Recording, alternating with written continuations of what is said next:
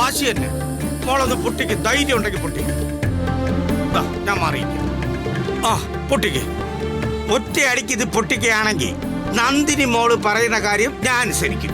ഉറപ്പായിട്ട് ഞാൻ അനുസരിക്കും. എന്നാ ശരി. ഈ നേരം വരെ ഞാൻ തട്ടി പൊട്ടിക്കാൻ നോക്കിയിട്ട് നടന്നില്ല. വെറുതെ കൈ കളയരുതേ. നല്ല സ്ട്രോങ് ആണിത്. ചെയ്യാൻ പറ്റാത്ത ചെയ്ത് നോക്കുമ്പോഴല്ലേ രാജുവേട്ടാ ഒരു സുഖം. മാറി.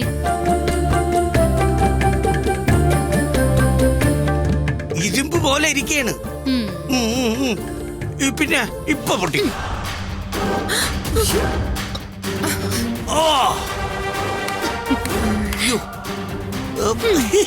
അടിപൊളി അടിപൊളി അടിപൊളി.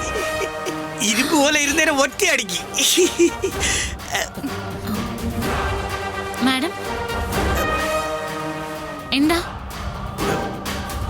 മാഡം എന്താ വന്നേ? ഒന്നുമില്ല, ശരിക്കും ഒന്നുമില്ല.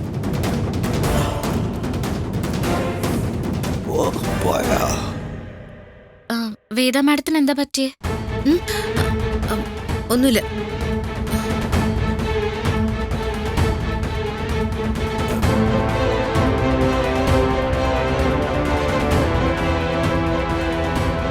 എന്റെ പൊന്നു മോളെ, അപ്പോഴേ കുറച്ച് നേരമായിട്ട് ഈ രണ്ടുപേരും നമ്മളെ പുറകെ തന്നെ ഉണ്ട് കേട്ടാ.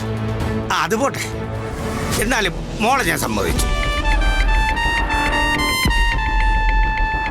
വെറും ഭാഗ്യം മാത്രമല്ല, കൈക്കരുത്തും ഉണ്ട് അവൾക്ക്.